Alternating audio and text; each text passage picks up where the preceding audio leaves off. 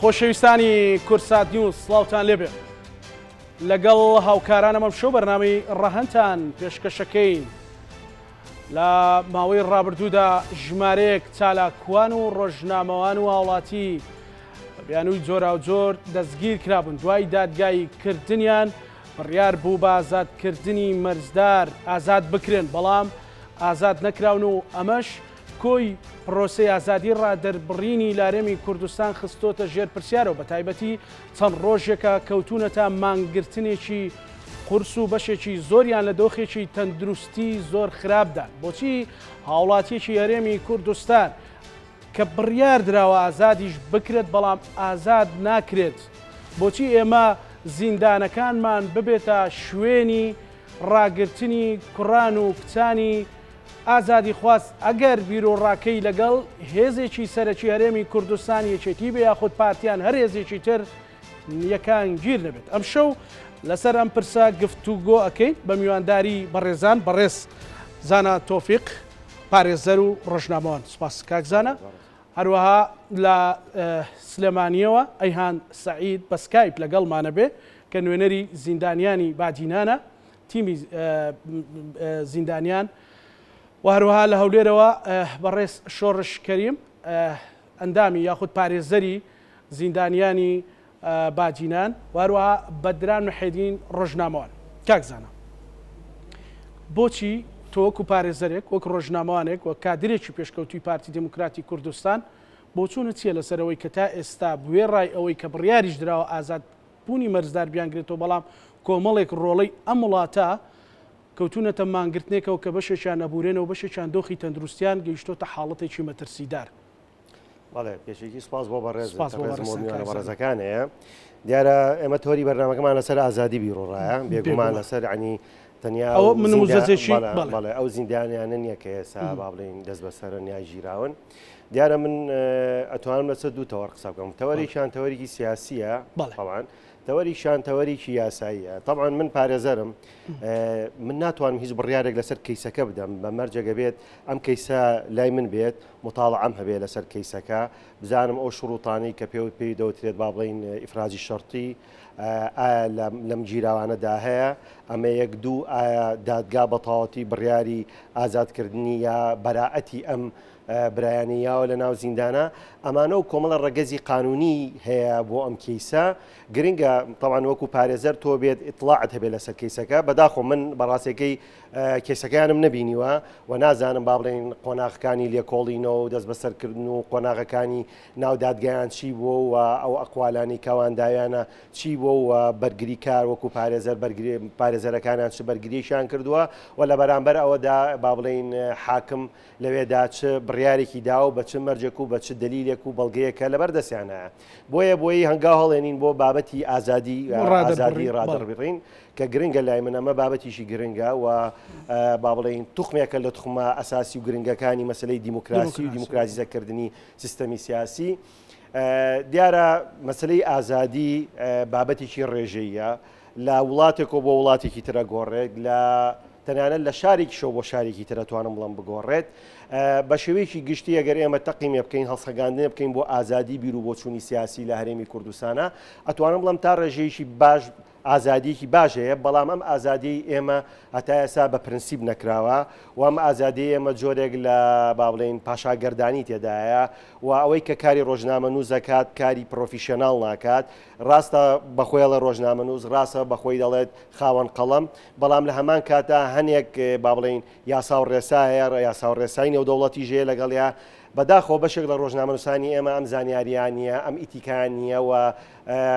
بە ڕێگایەکە ڕۆن کە دەیانوێت پیشەی ڕۆژنامەگەری بۆ هەندێک بابەتی شخصی و هەندێک بابەتی سیاسی بەکاربێنن دیارە دەبێت لە هەرێمی کوردستانە ئەوەی کە پێی دەوتێت سندیکای ڕۆژنامە نووسان لە هەرێمی کوردستانە جۆرێک جاریکە جۆرێک لە با بڵێن ریفۆرمێکی باش بکرێتەوە لە ناوم سندیکایەدا و تەنانەت نەک تەنیاوەکو سندیکاوەکو نیقابە دەبێت لە یاساکەشە جاریکە هەموار بکرێتەوە بخرێتەوە ناو پەرلەمان هەندێک بابەت هەیە کە تەرک بکرێت کە پەیوەندی بە کاری ڕۆژنامە نووسیەوە نییە هەندێک بابەتی تریژەیە کە پەیوەندی بە مەسایلی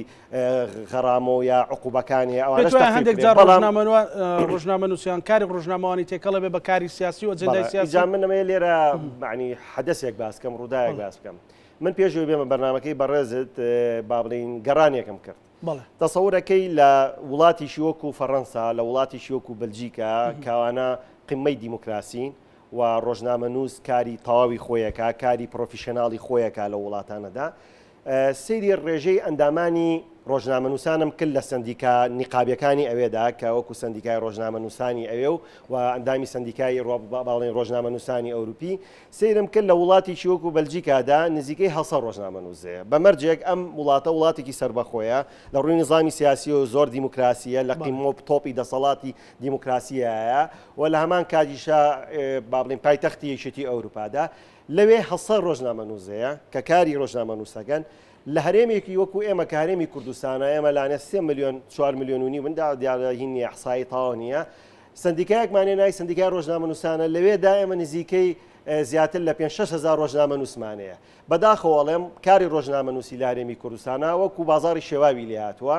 خەڵکێگەیە کە بە حەق ڕۆژنامەنووسە بە حەق ئەکادیمیە و زانیاریەکی تاوی لەسەر ئیتیکی کارەکەی خۆی هەیە و زانیاریەکی باڵین وعێکی هەم سیاسی هەم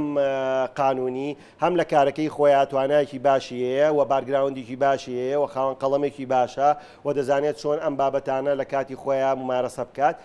لەگەڵەوەیە لەشکرێکی کە هەیە ئەم لەشکرەی کە توانای لەشکرە گەورەکەی کە لەشکرێکی با بڵین پرۆفیشناڵ نییە لە کارەکەیە کاری ئەمانیشی تێکگاوە بۆیە گرنگە دەسەڵات لە هەرێمی کوردستانە حکومت لە هەرێمی کوردستانە ئازادیەکی باش فەراهەمکە بەڵام ئەم ئازادیە بۆ ڕۆژنامەنووس بۆ نووسەر تا ئەو کاتە ئازادە کە مافی من ئازاد نەکا پێشەلی مافەکانی من نەکات مەفهومێکەیە لە هەموو دنیاە ئەڵێ تا ڕێژێت و ئازادیت کە ئازادیەکەی بەرامبەرەکەت با بڵین ڕێژەی ئازادی بەرامبەرەکە و پێشێل نەکەی یا پێشێلکاری نەکەی بەرامبەر بە ئازادی لە هەرێمی کوردستانە بەواقعی منەڵێم بەداخۆڵێم ڕۆژنامەنووسان بەشێکی زۆری ڕۆژنامەنووسان پەیڕەوی ئەم کارە ناکەن ئەچنە زۆر پرۆفایلی تایبەتیەوە ئەم پرۆفایلانە کە مافی تۆ نییە با بڵین پەپی بکەیواتە بخەیتە سەر با بڵین سۆشیال میدیا و بخەیتە سەر تەلەڤیزۆنەکان ئەمانە وای کردووە بەداخەواڵێم کۆمەڵێک ڕۆژنامەنووس یا کۆمەڵێک چالاکەوان لەگەڵ کۆمەڵێک خەڵکی تریش کە هەڵگری ئەو ناوەیان بەخۆیانداوە بۆ کاری سیاسی بەکارێنن ڕوبەڕووی یاسا و ئەوانە زۆر باشە کاک شۆڕش بەڕێستان وەک پارێزەرێک ئەگەر ئەو کەیسەی زیندانیان یان سزادراوانی باجینان دوا زانیاریت لەسەر ئەو کەیسە چییە ئێستا بۆچی تا ئێستا ئازادکردنی مەرجدار یاخود ئازاد ناکرێت سەرەتا بەنای خوای گەورە و میهرەبان زۆر سپاس بۆ ئێوە و سپاس بۆ بەڕێستان کاتتان بۆ بەخراتی میوانی بەڕێزەکان دەکەین سەبارەت بە ئازاد بۆچێ تاکو ئێستا کە ڕاجراوانی باتینە ئازاد نەکراون بەڵێ بە قەنەعەتی ئێمە 100% سەبەبی ئازاد نەکردنی جیراوانی بادینان دەستە سیاسی تێدایە سیاست تەداخولی ئەم کەیسی کردووە ئەگەر بێت و دادگاکانمان سەربەخۆ بێت حزب دەزۆر نەداتە کاروباری دادگا ئەوە 100% ئینشاءالله توانم 100% هەفتەی دابێ ئازاد دەکرێن بەڵام نەداواکاری گشتی و نە ئەنجومەنی دادوەری بێلایەن نین حزب دەزۆرداتە کاروباری دادگا سەبەبی ئازاد نەبوونیشیان دەگەڕێتەوە بۆ ئەم هۆیە بەڵێ ڕەوشیان دوازانیاریت لەسەر ڕەوشی ئەوان کە بەشێکیان مانیان گرتووە ڕەوشیان چۆن ئێستا کاک شۆڕشکەریم ڕەوشی هەندێکیان زۆر خراپ بوو بەڕاستیان هەندێکیان تووشی خوێن بەربوون بوون هەندێکیان تووشی ئازاری کلێ بوون هەندێکیان تووشی چاویان کز بوو سوپاس بەخوا پەیوەندیمان پێوە کراوە وەزیری کاروباری کۆمەڵاتی خات و شوێستان لەگەر وەزارەتی تەندروستی لەژنێشتیان پێکهێناوە لەم ڕۆژانە چون سەردانیان کردن بۆ چاودێریکردنی مانگرتوەکان بەڵێ کاک شۆڕش کەیسەکە لە ڕووی یاساییەوە هەموو ڕێکاری یاسایەکانی خۆی وەرگرتووە تەواو بەپێی مادەی 330 ئوسوول محکەمە جەزایی بەڵێ ئەوانە مەشمولن بە ئیفراز شەرتی ئەوانە هیچ کەم و کوڕۆشیان نیە لە دۆسەکە گەڕاندنەوەی ئەو دۆسیە لە بابرێن لە داواکارگشتێ بۆ چاکسازی گەورە ئەوە خۆی پێشەڵی یاسا بوو نەدەبا بکرابایە بۆ زانیاریتان لە 21/6/2022 ئەو ماوەیە ئەو مانگەی با بڵێن مانگی 6 نووسراوە کراوە لە دادگای کەتنی دەشتی هەولێر بۆ داواکاری گشتی و ئیدارەی چاکسازی ڕای خۆتان دەربڕن سەبارەت بە جێراوانی بادینان تاکو ئێستاکە وڵامی ئەو نووسراوە نەدرایتەوە. بەڵێ زۆر باشە کاک شۆڕش. کاگەیهان تۆکو ئەوەی کە هەم کەسی نزیکت لە ناو زیندانیانەیە وەکو هەم نوێنەری ئەوان دواڕەوشی ئەوان چۆنەوە بۆچی تا ئێستا ئازاد نەکراون؟ بەداخەوە دوا ڕەوشیان دۆخی تەندروستیان زۆر خراپە بە حکمی ئەوەی لە یەکی هەمووزەوە کە دەستیان بە ماگرتن کردووە دۆخی تەندروستیان زۆر خراپە و ماوەمەوە هەواڵمان پێگای کە تەوشکوی تۆیان توشتی نەخۆشی بوونە و لە ناو تەرسەزیشە مافی زۆریان پێشێل ئەکرێ و ئەو ڕاگرتنی دووسیەکە لەوێ و ڕەوانە نەکردنی بوو داواکاری گشتی ئەوە بڵێ پێشێلکاریەکی زاقە. طبعا لا يكم رجي قرتنو الرفوان دلي ام طبعا روجنامه نص طلاق وانا ام قرمانا يدهود ما فيهم تشل كراوه وكو اوي يستبلغي في ابو نشو لنا او مالو مناليان لا برتاي مناليان بين ران بشوازي كزور كوندو درون دانا وناشر رستاني فاجات ام دقياش كبي باش كراون لما في فاريد دريتي تبيصل الحكومات الجزائريه كاو فارزلي لاستوديو دارستانا ابواء اغادري او وجه كهمو كمالغاني دولتي اغادري همو احزاب كان همو خلق اغادري خو اگر کسی تروریست قاتلیش به اتوان پارێزەری هەبێ کە بێ بەشکراوە لەو ماڵدا و ئەشکەنجە دراون هەڵسەلێ کراون تا ئەم ڕۆژەش ئەم دەقەیەکە ئێستاش قسەیەکەین کە ماوەکان تاو بووە و حکوومەت قەرداری ئەوەنێ ئەبوامان پێشتر ئازادکرانە ئازاد ناکرێت ئەمە هەمووی دەلالەت ئەوەیە کە ئەم حکوومەتە بە شێوازێکی توتالیتاری ئەوێت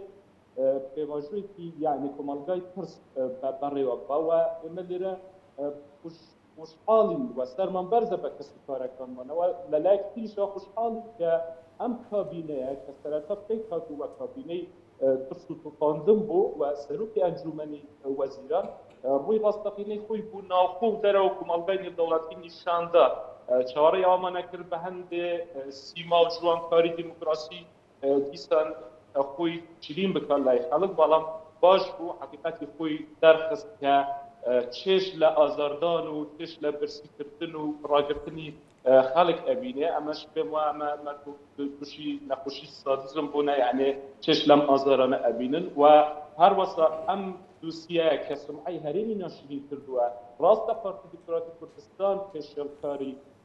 بەرامبەر ئەمانە کردووە بەڵام کە سمعەی ئەم هەرێمە ناشرین بوو هەموو لایەنێ زەرار ئەکا گشتمان زەرار ئەکەن گریمان بەیانی وڵاتێکی وەکو ئەمریکا کە پاڵپتی ئەم هەرێمەیەکەوە بە تەمویلی وەزارەتی پێشمەرگە 100 ملیۆن دلارەکە بەبڕێک و بودجەی سەرۆکی ئەنجومەنی وەزیران مەسعود بارزانانی ناوبڕێکەوە تا مادام زەراری بۆ هەمومان هەیە پرسێکی پێویستە هەموو لایەنەکان مووقفی جددیان هەبێت بە تایبەتی لایەنەکانی تر. بەڵێ دوا کاکەیهان بەڵێ کاگەیهان دوا پەیوەندیت بە زیندانیەکان کاکەیهان بەڵێ ئەگەر گوێ لە دەنجی من بێ کاکەیهان دوا پەیوەندیت بە زیندانیانەوە کەی بوو چۆن بوو و ڕەوشیان بە تایبەتی ینی ڕەوشی چیان زۆر خراپە؟ ئێمە بەردەوام لە پەیوەندیان لەگەڵ ئەوانە هەر پێش ئەوەی بمە بەرنامەکەش ئێوارە پەیوەندی کردووە بە ئەو بەڕێزانە کە پەیوەندیان کردووە یەکێکەوە ناکات گۆدار سێباری کە باسی دۆخی گشتیان کردووە دۆخی ئەوانەی شێلە دەسێ بە گشتی زۆر خراپن و بەداخەوە شێروانیش کە بڵێن دۆخی زۆر خراپە دۆخی تەندروستی لەبەر ئەوەی کە بڵێن لە یەکی هەمووزەوە بەشدارن لە مانگرتنە یعنی هەموو ڕۆژێ یەکێ لە هۆشخۆی ئەچێتەوە لە جیاتی ئەوەی ئیدارەی چاکسازی بێن ئەم دووسیا لە ڕووی قانونیەوە ڕایخوان دەردبن بۆ ڕەوانەی داواکاری گشتی کرد و داواکاری گشتی ڕایخۆی بڵێت بوو دادگای کەتن و بڕیارێک دەربچێت کە هەمومان چاوەڕێی ئەوەن بەداخەوە لەوێ مماطلە بەکات ئەکرێوە ئەو چاکسازیە یاخود ئەو وەزارەتە یعنی لەلایەن دەستگایەکی ئەمیەوە کۆنتڕۆڵ کراوە کە لێرە پێویستە بەڕێز کوێستانخان وەزیری کاروباری کۆمەڵاتی يعني بجتر بيت السرقات سردانيا وزندانيا نبكاتو بحكم أويتو أو وزارتنا كوال أجر أملا نسياسيانا تو أبتشك سزيك يوم كينوك في وزارتي كبش القري مرامر أم زندانيا نبكت بل إلا لان نوي قران أو هالسنوي نوي قران لنا أو زندانيا يعني كمسة أملا نسياسيانا مرامر أم بش القري بارتي بجتي بين السرقات لو راوا كبون منا هفته دهاتو و پیشاندانی که 100,000 کسی داره بالا بردم محکمه هولی را بکن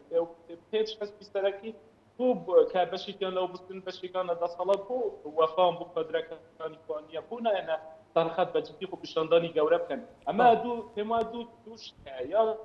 او تا ناتوان خلقو کنوا و بگمان خلقیان ها رکسنی خوان ها ابی بیکن یان او تا ام دوستیا لای اوان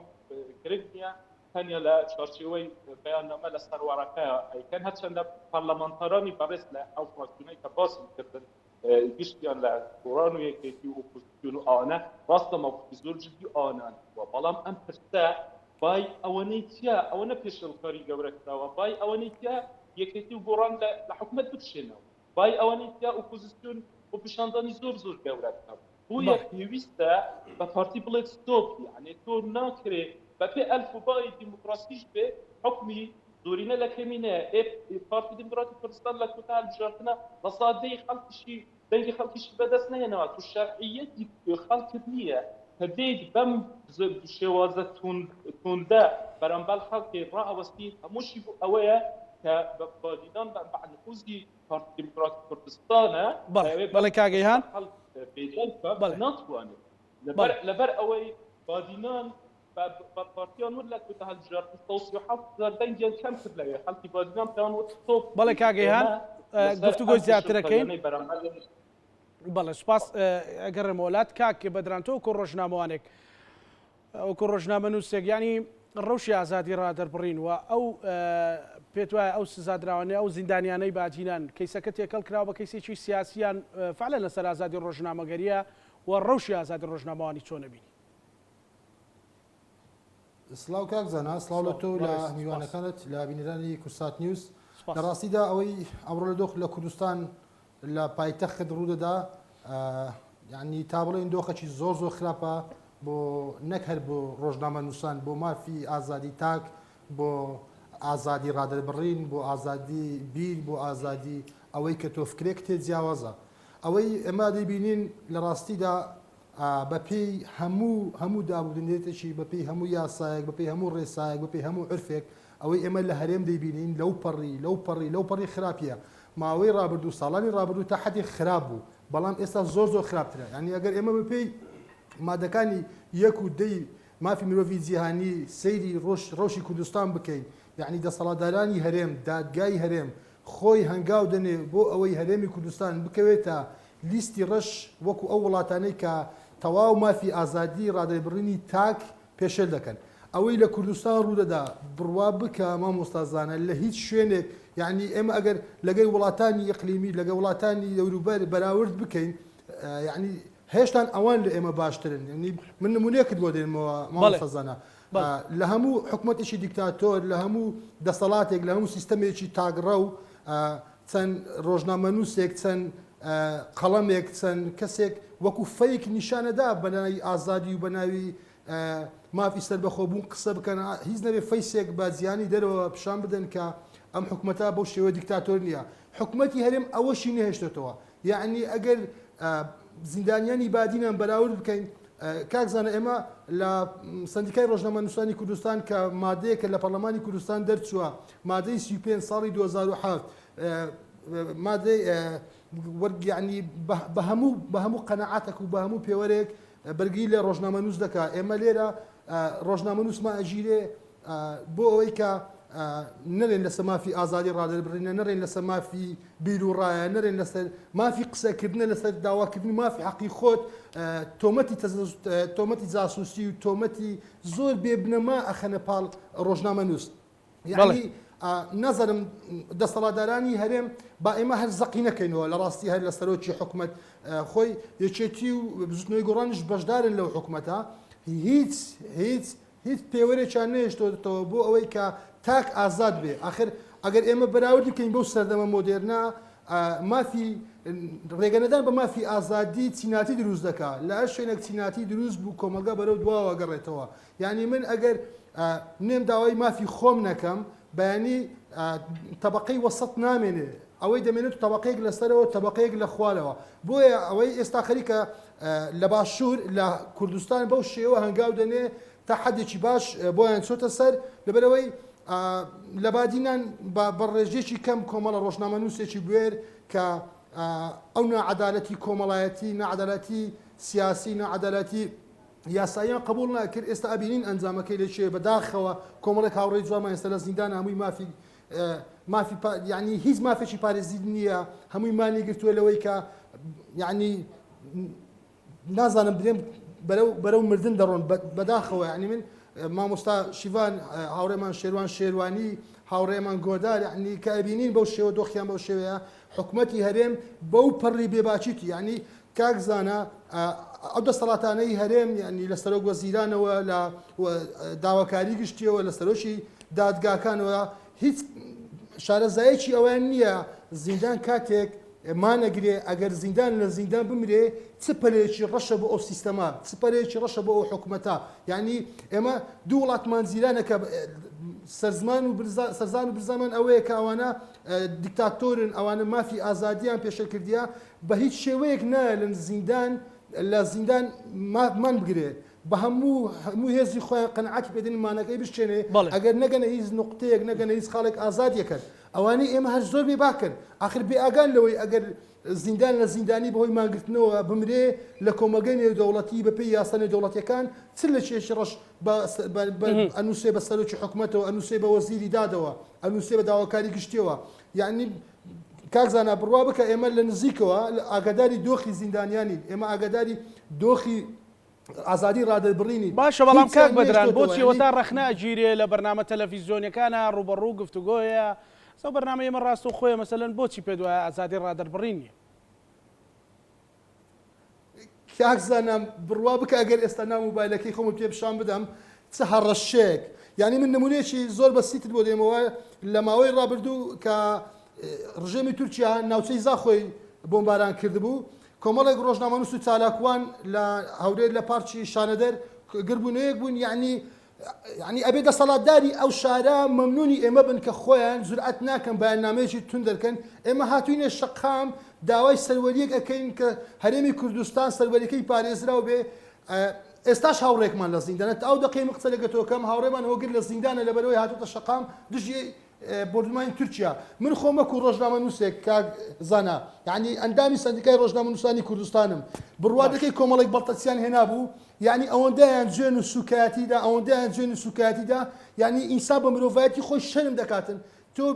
بێ شەقام بەرگری لە خاک و نیشتیمانێک بکەی دژی داگیر کرد دەسەڵاتی کوردی دەسەڵاتی خۆماڵی بۆ شێوە ڕەفتارت لەگەر بکە باشە کاک بەدران ئەگەڕێم وڵات کاک زانە ئەوەی بەڕێزت باست کرد ئەوانیش بە جۆرێکی تر بەتابێت کاک بەدران باز لەوە کاکە ئازادی ڕادەربڕنی لە هەرێمی کوردستان گەیشتۆتە ئاستێکی مەترسیدار یعنی خەڵک بۆی نییە تەنانەت هەندێک جار ڕۆژنامە نووسێ بۆ مەکیاژکردن ئەوەش نەماوە ئەمە حقیقەتی تیا لای بەڕێزت وەکو بەڕێزیش ڕۆژنامە نووسی یعنی ئێمەیانم پرسیاریان ئاوەژوو بکەمەوە بۆ جەنابە تۆ خۆت وەکو ڕۆژنامە نووسێک ئەو سوڕێوا دەبینیت بێگومان وانە بەڵام لە مۆقعی ئەوەیە بەڵام ئێمە دەڵێن مەسلەی ئازادی مەسلەیەکی ڕێژەییە لاوانەیە لە ناوچەیەک بۆ ناوچەیەکە جیاواز بێت لە نیزامێک بۆ نظامێکی کە جیاواز بێت لە هیچ دنیاە بگەڕێی 100%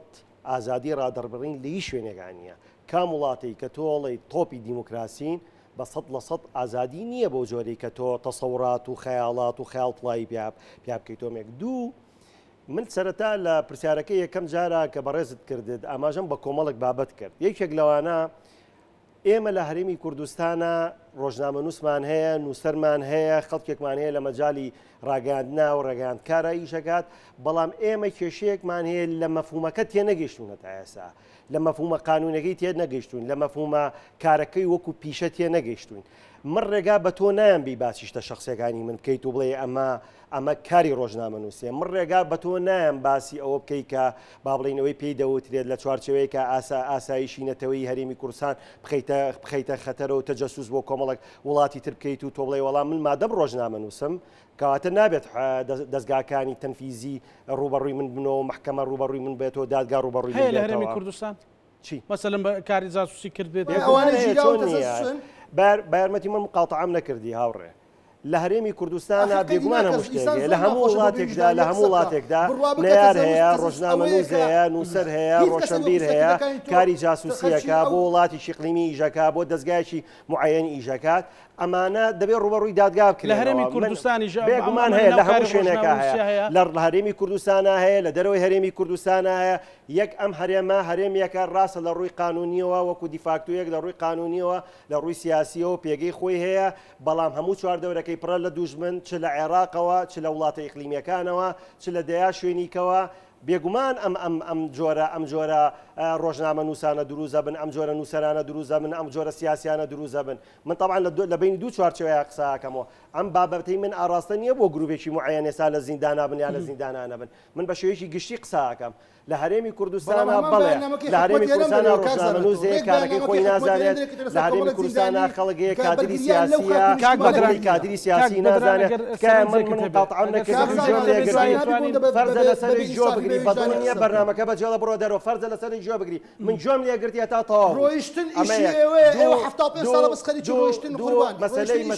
مەسەلەی دادگا دەبێت ڕێز لە دادگا بگیرێت ڕێز لە دادگا بگیرێت ڕێز لە محکەمە بگیرێت ڕێز لە پارێزەر بگیرێت نەک تۆ لەسەر تەلەڤیزۆن بکەوێت متمانەی دادگا کە بکەیتەوە بەرامبەر بە هاونیشتیمانیان دادگا هەیە حاکمانەیە حاکمی بێلایەنمانەیە حاکمی تەواو باشمانەیە حاکمی توانە حاکمی بەتوانامانەیە کام لە هەموو کەیسێکا زۆر سەرکەوتووە کارێکەکەمە بەرنامەکە بەڵێتوانی بەجێ بێڵی من جۆم بۆ گردی تۆ ژۆ بگرە وەکو کەسێک کە بەشداری لەناو بەرنامەکە بەدڵ نیە توانی بەرنامەکە بەجێ بێڵی ئەمە یەک دوو بەداخەوە بە هەندێک کەس هەوڵێەوە دەدەن دەستگاکانی ئاسایش دەستگا ئەمریکان بێ متمانی بکەن محکەمە بێ متمانی بکەن دادگا بێ متمانی بکەن لەبەرەوە من ڕێگا بە هیچ کەسێک من پارێزەرم دادگامانەیە لەناو دادگاکانە کۆمەڵی خەڵکێک کە بە حەقیشەکەن بۆ جێبەجێکردنی دادگا کاکزانە سەرنجەکەی تەواو کا بوو بۆ دێمەلات کاکزانە ئەوە قسەی لەسەرەکە ئەو پەڕی بێویژدانیە بۆچی کاک بەدران بە کورتی من ڕێگام مایت قسەی خۆت کرد مقامعام نەکردی تۆش جۆ بگرە دام بە خۆتا بگرە دوای تێبینیەکە لە بەرنامەکانی تورکیایستان لە شیرازەیە کە هاتوون ئەو خاکیان داگیر کردووە لەسەر ئەو تۆمەتە ژیراون کە دژی سوپای تورکیانە باش تەواو تێبینیەکەی بەڵێ ئەو تێبینەکەت گەیشت کاک بەدران لەبەرەوە کات لە یەکەم تێبینیەکە دووەرگرە کە من تەواو بووم هەرچ تێبینیەکی خۆتە دێ بیڵێ ڕێگات پێدرێت من مقاطعات ناکەم یعنی دوانیە بەو ئەو سوورە ڕەشە بێ کە بۆکو سەر نەخێر ئەو سوورە ڕەشە نییە بەڵێ لە هەرێمی کوردستانە پێشەلکاری ژەکرێت پێشەلکاری یاسا ژەکرێت بەڵام ئەمە مانای ئەوە نییە دادگاکانی ئێمە تۆ هەوڵێەوە بدەین متمانی دادگاکانی ئێمە لای خەڵک کەم بکەیتەوە ئێمە پارێزەری باشمان هەیە حاکمی زۆر باشمان هەیە ڕاستە منیش لەگەڵتان تێبینیم هەیە لەسەر بعضێک ئیشوکاری ناودادگا تێبینیم هەیە لەسەر هەندێک بڕیاری هەندێک لە دادگا حاکمە بەڕێزەکان بەڵام تۆ نابێت لە دەستگایەکی ئەعلامیەوە ئەگەر تۆ نووسەریت ئەگەر چالاکەوانی سیاسیت ئەگەر کادری سیاسیت ئینتیمای سیاسیت بۆ لایەنێکەیە تۆ نابێت دەستگا ئەمنیەکانی هەرێمی کوردستان وا لێ بکەی ڕەشی بکەی لە بەردەمی خەڵکا و خەڵکیش هیچ متمانەیەکی بە دەستگاکان نەمێنێتەوە ئەمە کارێکی خراپە و ئەم کارە بەڕاستەکەی بەس دوژمنانی گەلی کوردم کارەکەنی هیوادارم هیچ کەسێک بۆ جۆرە بۆ ئاراستەیە تێبینیەکان و دیدگاکانی خۆی نەگەیەنێ من لەگەڵ بەڕێستام من بۆیە ئێستا بەتەواوەتی قسە ناکەم لەسەر کەیسی ئەو برایانی کە لە سژنان تێگەی لەبەرەوەی من زانیاریم نییە و کەیسەکەم لەبەر دەمانێ من پارێزەرم کاتێک من دێم بڕیار لەسەر بابەتێگەیم ئەبێ کەیسەکەیانم خوێن بێتەوە ئەبێ ئەو تومەی کە ڕوبەڕویان کراوەتەوە بزانم چۆنە ئەقوالەکانی ئەوان چۆنە دادگا چۆن ئاراستەی با بڵێن کێسەکەی بە شێوەیەکی گشتی نەخێر بە شێوەیەکی گشتی بەڵام لەگەڵ ئەوەیە ئەگەر وەکو کاک شۆڕشکە پارێزەرێکە ئەڵێ هەموو ڕێکارەکانیان تەواو کردو ئازاد بکرێن بێگومان ئەگەر ڕێکارەکان تەواو کرابێت و ئەو مادە قانونیانی کە شمولی ئەوانەکات بۆ ئیفراجی شەرطی بێت بۆ بەراعەت بێت بۆ ئیدانەکردن بێت بێگومان دادگای دەیکات یعنی خۆ دادگا لە منیش گەورەترە لە بەڕێزیشت گەورەترە و یاسا دەبێت لە کادری حیزبی سەروەر بێت لە سەرۆکی حیزبی سەروەر بێ من لەگەڵ هەمووم بابەتانەیە بەڵام بابەتێک کە لەگەڵیانیم تۆ نابێت متمانە وا لە خەڵکی خۆت بکەیت لەسەر شاشێکی تەلەڤیزۆنی یا لە دەستگایەکی ئەعلامیەوە یا لە سۆشیال میدیاەوە بکەیت کە دادگای ئێمە هیچی بەسەری چۆ نەماوە و دەستگا ئەمنیەکانی ئێمە هەمووی ئینتیمای سیاسیانەیە دژی خەڵکی خۆمانی ئەمە بە بڕای من خەڵەتە و نابێتیش ئەم ئاراستەیە بەڕاستێکی بەم ئاراستەیە خەڵک قسە بکات ڕاستە پێشێلکاری من لەگەڵتام لەوەیە ڕاستە لە مەجای ڕاگەیاندنە لە مەجای کاری ڕۆژنامەوانیە ئەغڵات دەکرێت هەرجار ڕۆژنامە نووس لە خۆپیشاندانەکانە بەڕاستیەکەی عەزیە دەدرێت کە منیش دژێمەوەم بابەتانم بەڵام بە سوورە گشتێکەی تۆ بڵێ هەرێمی کوردستان ئازادی تێدا نییە کەس ناتوانێت قسە بکە هەچ ڕۆژنامە نووسێ قسە بکە ئەگیری ئەخرێتە زیندانەوە ئەعدامەکرێت تەعدای لێەکرێت پێم وایە ئەمەوانە ئەگەر وا وایە قونسوڵەتی ئەمریکی و زۆربەی زۆری ئەو قونسوڵەتانەی کە لە شاری هەولێرەیە و لە شاری سلێمانیە سەحبیانە کردەوە و ئەم نیزامە سیاسی کە پێی دەوتێ نظامی سیاسی هەرێمی کوردستان بەڕاستی یەکەونامە. زۆر باشە کاک شۆڕش چیتر ماوە بیکەنەوە لە هەفتەی سەرەتا هەفتەی داهاتووە یەکشەممە ینی هیچ ڕێکارێکی قانونی ماوە بگرنە بەر تاکو وەکو تیمی پارێزەران سەبارەت پێشوی جابی پرسیارەکەت دەمەوە توا دەمێ پرسیارێک لە کاک زانا بکەم من ئەو ڕۆژنامەنووسێ کاری جاسووی دەکاتمە وڵاتانی ئەقلیمی دەکرێت پێم وڵێ ڕۆژنامەنووسانە چێنە بۆچی ئەوەی کە جاسووسەکە بە وڵاتێکی ئیقلیمی چێنەوەنە ئەوانە کۆمەڵی خەڵکن بە ناوی ڕۆژنامە نووسەوە بە ناویەوەی کە نازنامەی ڕۆژنامە نووس هەڵەگرن بە ناویەوەی کە کادری سیاسی قابلە من نام لەسەر تەلەڤیزۆن بڵام زانا جاسووسە و عەمر جاسووسە و ساڵ جاسووسە ئەوە پرسیارە شتی وابێ لە دنیاە پرسیارە بێ لە دنیا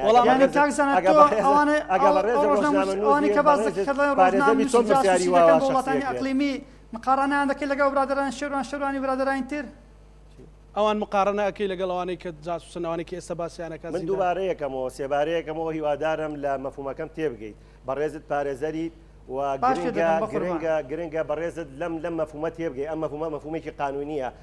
باسیەکەم بۆ جەنابەت تۆ پارێزەری هەرچی کەسێک ئەوانەی کە جیرانە ئەوانەی کە جیرانە ئەوانە ڕۆژنامە نووسن ئەوانە کەسانی چاڵکوانن دژی تورکی خۆپیشاندانیان وەڵامەکەی وەرگرت کاک شۆڕژەتەوێت چی بگەێنی فەرمۆ وەڵامەکە دووەرگرت لە کاکزانە کاکزانە بۆ دوای جواب نەدامەوە نەمزانێت تۆ نایڵی کاکە نایڵی تۆ پرسیارەکەی دوو ناژەڵی من وەڵامەکەەوە بەمەوە ڕۆژنامەنووسانی کە جاسووی دەکەن بە وڵاتانی ئەقلیم و کە تاکوێستا دەبەسەر نەکراون کاتێک کە کەسێک گێتە لای جەنابەت وەکالەتت بۆ دەکاتەوە تۆ تا سەیری کەیسەکەی نەکەی تا سەیری ڕێکارەکان نەکەی تا سەیری ئەو مادەیە نەکەی کە ڕوبەڕووی کراوەتەوە ئەگەر هەموو ئەم ڕێکارانت نەبڕی بێت دەیت بڕیارە دەی لەسەر کەیسەکە بێگومان ئەگەر پارێزەرێکی سەرکەوتووی نابێ و بڕیارە بدەیت ئەگەر پارێزەرێکی سەرکەوتووەکە کاری جاسووی دەکەن مەبەستیەوە چێن ئەوانن کە هەڵگری ڕۆژنات بەناوی نازنامەی ڕۆژنامە نووسیەوە لە هەرێمی کوردستانە دانوێ ئەمن و ئاسایشی هەرێمی کورسان بخەنە خەتەرەوە معلومات بدەن بە کۆمەڵە دەستگا لە دەروی سنوورەکانی ئەمن ئاسایش شارم خەتەری چییە؟ ئەوە جێشی تورکیاتە بەشەشی دۆچی داجی کردیە لەولایە جێشی ئێرانی هاتووە لە سلێمانی عنی زۆربەی سنووری سلێمانی بەردەستایە ئێستا کێشەکەت چیە بڕۆنە دەرەوە تووشاوە ئێران لێرە لەم بەرنامە تۆ لە چینی گەران بوو وەک پارێزەرێک کاک شۆڕش لە چینی گەرانی لەو قسەی کاکزانەکە لێ بەشێک لە ڕۆژنامەنووس جاسووسن بە ناوی کاری ڕۆژنامەنووسیەوە بەشێک لەوانەی کە بە ناوی لەوەی دیگەرانن کاکزانە کە دەڵێ کاکزانەت کاکەم ببورە کاک شۆڕش فەرموو ببورە کاک ئەم لەوەی نیگەرانم کاکزانە دەڵێ ئەوانە ڕۆژنامەنووسی جاسوومایە ئەوانە جاسووسی نەکاکە ئەوانە کەسانی پرۆفشناڵن ئەوانە کەسانی خەمخۆری وڵاتان ئەوانە چاڵکوانن ئەوانە هاتنە سەرشەقام دێن سەرشەقام داوای مافی ئەو گەلە دەکەن مافی خۆیان دەکەن ئەوانە کۆمەڵە کەسانێک بوون دیار بوون لە منتقەی بادینان دەسەڵات ترسیان لێ هەبوو سەبارەت بەوەی کە سبێ ڕۆژێ جمودۆڵش سیاسی بکەن یاخود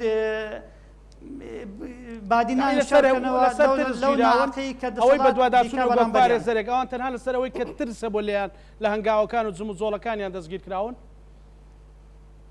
خوا دووبارێکە عەزت نەبێ بەستی بەڕێزت ئەوەیە کە تەنها لەسەرەوەی کە ترس هەبووە نەوەک شتێکی مەلبوس هەبوو بێت کە ئەوانە کارێکی تێکدەرانیان بەرامبەر ئاسایشی نیشتیمانی هەرێم کرد بێ تەنها لەسەر گومان و ترس گیراون دەستگیر کراون کاکزانە ئەوانە یەکەم شت ڕۆژنامە نووسن یەکەم شت ڕۆژنامە نووسن دوم شت ئەوانە کەسانی دیار و بەرچاون لە منتقی بادینان سێم شت ئەوانە هەندێکیان ئەندامی باشە ئەندامی حیزبی هاوپەیمانی بوونە چارەم شت حیزبی دەسەڵات ناوێت لە منتقی بادینان دەنجی ناڕەزایی هەبیتن بەڵێ زۆر باشە کاکزانە یەک پرسیارم لە کاک شۆڕژەیە باشەکەم تعریفەی ڕۆژنامەنووس بۆ من بکەیت ئەمە یەک دووش من طبعا لە چوارچێوەیەکی گشتیا قسەکانم کردم قسانی من تەوەجوه نەبوو بۆ برادەرانە چە کەسێ لە زیندانە ژیرابێت سێ حەزەکەم تۆ وەکو ڕۆشنبیر وەکو پارێزەریژنا وەکو ڕۆشنبیرێک تعریفەی بەڕێزت چییە بۆ ڕۆژنامەنووس حەزەکەم جەم لێبێت بزانم لای تۆ کە تۆ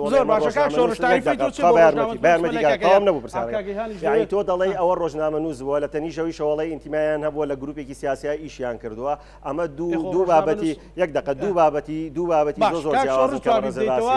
حەزەکەم من جۆم لێ بزانم ئەو تعریفە ئەکادمی و قانونیە چێکە بەڕێز دەیکات ئێمە دەزانین تۆمەتشان بە دروستکراوە ئەوانە کە تۆمەتان بە دروستکراوە من پرسیارەکە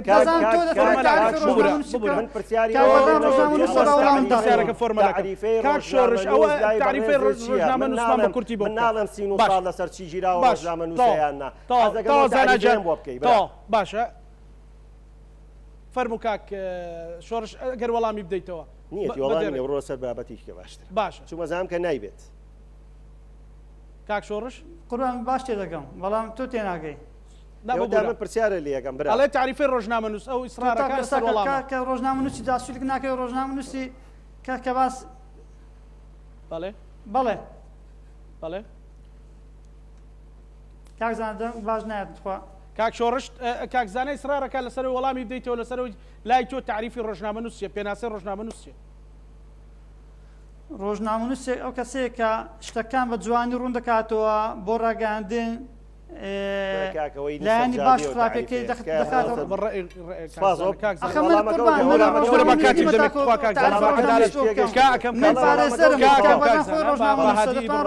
دەتوانێت ئەو تعریفتان بۆ لە کادریش دەچم باشە کاک شۆڕش پاسەکەم کاگەیهان چی بکرێت بۆ ئەوەی هەم ئەو بەڕێزانە کە هاونیشتیمانی هاوڵاتی کوڕی ئەم نیشتیمانن دایکێک کوڕێک کچێک چاوەڕوانیانە ئازاد بکرێن و دوجار کاریگەری لەسەر پرۆسەی دموکراسیش لە هەرێمی کوردستان و ئازادی ڕادەربڕین نەبێت زانەوەڵە سەرەتا گلەی بێ لەوەی کە ئەو بەڕێزە نهاتووە خەڵک بداتن و پرسیار بکاتن لە ماوەی ئەمە بۆ ئایا باسی بۆ چوونی ئازاد دەکەین نەبێ هەم بۆ چونە جیاکان هەبن لە بەرنامەکەیە کاکەیان بەڵێ بەس عەدالەتی کات ئەبێ بپارێزێت طبعا ئەوەی کە ئەو باسی ئەکات و بە شێوازێکی ناڕاستەوخۆ کە توپەتەکە ئاراستەکراوە دیارە بوو کەس ئەگەر ئەویش مەبەستی زیندانی بادینان نییە بۆ حەزبەکەی ئەو و سەرۆکی حکوومەتەکەی ئەو 6 ڕۆژ پێش دادگایکردنی ئەم بەڕێزانە لە پرێس کۆنفرانسێکا وتی کە ئەمانە سیقڕ و تیرۆریست و بەتەمای حەقینەوە و ئەم شتانە بوون کەسێک لە ئەمریکا خوێندە بێتی ئەمە بێ معریفە سیاسیەکەی و پرۆژەکەی بوو بەڕێبردننی ئەم وڵاتە تو چاوەڕێ چی ئەەکەی لەمە کە باسی ئاسایشی نیشتیمانی ئەکە ئامانەویستوانە تێکدان کاکە ئاسایشی نیشتیمانی هەر ئەوە نییە بۆ نمونەکە و سەرباس لە جادەکانە پڕکەیتەوە ئاسایشی نیشتیمانی ئەوەیە کە تو خەڵکی خۆت برسی ئەەکەیت تو ئابووری ئەم وڵاتی ئیکۆنۆمیان وڵاتە توێران کردووە کە تو ئاسایشی نیشتیمانی ئەوەیە کە تو دەرمانی ماوە بەستەرچۆیەک هەر داخلی عێراقی کە ئاسایشی نیشتیمانی ئەوەیە کە تو ئەم خەڵکت برسی کردووە لە هیچ زەمانەتێکی ئاسایشی تەندروستی نییە هیچ ژینگەی نییە هی هاتوچوو نییە هیچ ئاسایشێکم وڵاتە نییە کێ ئەمە کردووەتی حەزبەکەی ئەو کاکەیەک کردووەتی کە باس تێکدانی ئاسایشی نیشتیمانی ئەکات کاکە ئەمە کە ئەو باسی ئەکە کارەساتە یعنی ناکرێت تو بێت پێش محکەمە بڕیار بدەیت کە ئەمانە بوونمونە بە تیرۆریستن یان سیخۆڕن یان هەر شتێک ئەمە حیبەیەکی گەورەیە دادگا ئەبێ پارێزراو بێ باشترین شت ئەوەیە کە جیهازی قەضایی لەم وڵاتە دەربەخۆ بێ لە هەر وڵاتێک پرانسپیکی لێکجاکردنەوەی دەسەڵاتەکان ئەگەر پراکتیزە نەکرێت دەسەڵات یاسادانان هەنێک کەس بە مەبەست ببەنە ئەوێ بۆ ئەوەی پەرلەمان ناشتی بکەن دەسەڵاتی جێبەجێکاری تەنفیزی تەداخلی هەموو شتێ بکە دەسەڵاتی دادوەری کە ئەم دەسەڵاتایی کە ئێستا بین و سەربەخۆ نیە و لەژێر کێف و فشاری حزبه كنجر كيف بسلوك حكومتها أما كارساته متماننا من لوتيش كستن أواك خلق متماني بدا صلاتي خوينا من لوتي شكست أواك أم بلين كانت بين صلاتي چارم بومان تعريف كانوا بلين كاري روجناماني بفي أمانة هشتا صحافة أواك أو تقليدا بلين كونا وقديمة كهاي بواسطنا ويحدث بو حال نخر روجنامانوسي أواك كتوب بيت تخطيين أو فرساني كبلين لفردك بكيتوا أواك كشيروان شيرواني كردي كدستي برد بو أو بلين جمجة حساسانك أوان كان مقدس أوان كان وايا كنابك تستزبو مسألة مالكا ومعبر وليدي إبراهيم خليل وأوانا بابا أما بوكا كرديان بلام توب لبرامبر أمانا بي أم خلقا كخفتو تناو زيدانا ولا ناو زيدان الشيشتا تو تيتونيتي أود نشكا وكبي هشتا رقوبتينا برامبر أمانا زيوزي أوانا شي كأزاد بون ايكي لوانا بلين امید باروشکی که آزاد و اصلا لبادینان الدیان دستگاه میدیای پارتی دموکراتیک کردستان لبادینان هم امروز نامنصات و دستگاه میدیای دانا و همون مولتی هیا مولت سندیکای هیا هموش تیتی توا و ریگه بنا تلفیش کن هر امرو هرشیان کردو کنانت دولتی که وقت بیترشی که قادر ندیان کردو که روزنامه‌نویس لیو هاویه امانه ایانه بله که امانه روزنامه‌نویس لکات که شیروان و که گهدار و که از وقتی امانه بردام بون لمیدیا یعنی مولات استنتیکان هاکا شیروانی سروسری گواری باشوره یعنی مولات استنتیکای هاکا که خود هر ابی او پارزره او بای او نفسانی که لا بیاسش مارس بین روزنامه گریشترنیه من اندام استنتیکای بلیم روزنامه نوستان بن تو اکری لا دستگاهی که راجان دوا وەکو نوێنەری وەکو کاکەیهان وەکو نوێنەری زیندانی کراوان دوا سەرنجی تۆ دوا داواکاری تۆ لە چالاگوانان لە زولانە سیاسەکان لە دەستگا فەرمیەکان چییە؟ من پێم وایە ئەم دوستیەیە یعنی لە حکومڕانی 31 ساڵی کوردی کە دوای سەرنجدان و تا ئێستا کە خراپترین دۆسیەیە و سمعەی ئەم هەرێمان نەشرین کردووە بای ئەوەنەی تێیە لە بەردەم محکەمەی هەولێرە سەرۆکی یەکێتی کاک باوەڵ تاڵابانی ڕێکخەری گشتی بزوتنەوەی گوڕان کاک عومەر و هۆزە ئۆپۆزسیۆنەکان کاک عەلی باپیر مامۆستا سەلاح عەدین کاک تەسوار گشتیان لە بەردەم دادگای هەولێرە بوەستن كبا بارتي بلين ستوكا كو ام تانياتو تمثيل ام هرمناكي ابي خو بشانداني صدان هزار كسي دروز بكري اگر ناكري 5000 كس كنوايان ايوا ام حالتك ام بيكونا كريتان ام دوسيا لا غرنكني اما بويزو لا نسكسكان اوي ديكاش اوي كخلق بو بيوستا كردوتي ظلام ابي بظن المتركي اما زور خرابتر ابي يعني صبحي ام هرمه كان اشكيترا تسيركا اما بردام لقى ركراوني دولتي كان ركرايت باشمانا كان ما في مرو دانشي بردام لقى نيراني ولاتان قسطانه وبالستان كان دانشي بديان جر ببيانامه كباستروك حكومته وحكومتك وصلادراني هرم يتوسطوا تو امريكا اكيد خلاص كان اوان بزماني في دبلوماسي في الين لجيت دوي حكومات بيت اما حل كل شيء كاكيان سباسكم امانه يخروا جاسوسي امريكا والمانيا خو اما بابا قراوي اللي كلها وهي شلون تصحيح قرار التمييز كاكيان من سباسكم كواتا امانه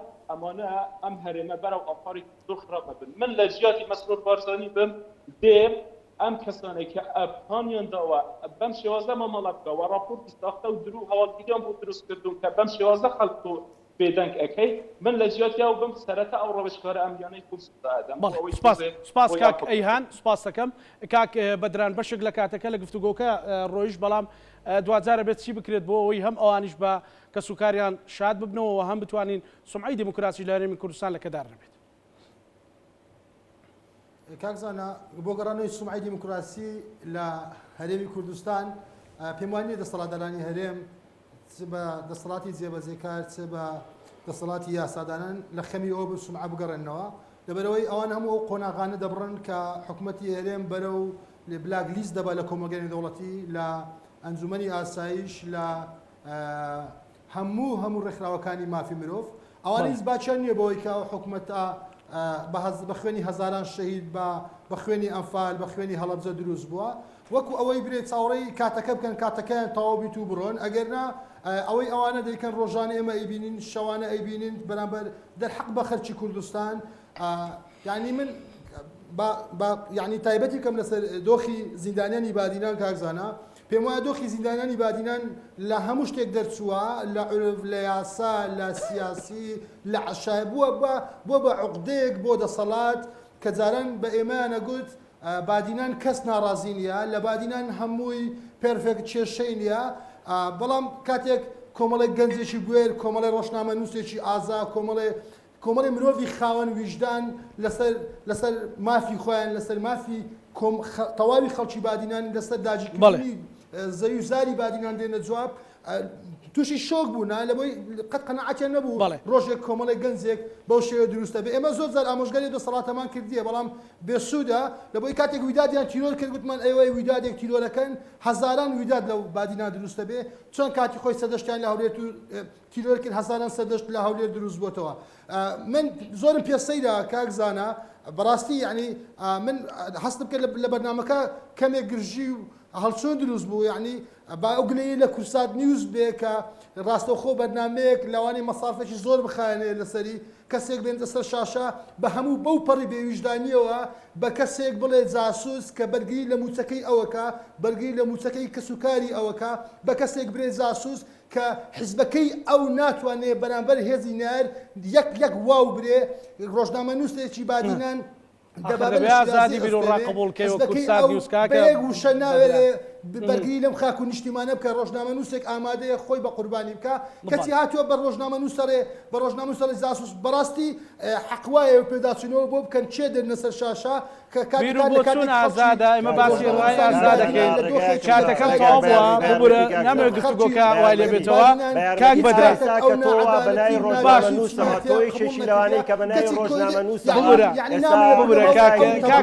کاک بەدران دوا سەر کاتە تەواو بووە وڵاتیشی ئیقلیمی بۆ دەستگایەکەی کاکە ڕۆژنامە ناتکاکەم با نەکاتەوە کاک بەدران کاک بەدران کاکەم کاک بەدران کاک بەدران باسانەکەم کاتم تەواو بوو سپاس کاک زانان سپاس کاک بەدران سپاس بەداخەوە کاک زانان سپاس کاکەم کاک بەدران کاک بەدران کاک زانان کاکەم کاک زانان شاری هەولێرە مەجای من دەت کاک زانان کاک بەدران هیچ خەڵک لێمان جێناگات کاک ببورە کاک زانان کاکەم کاک بەدران کاک زانان کاتان لێکەم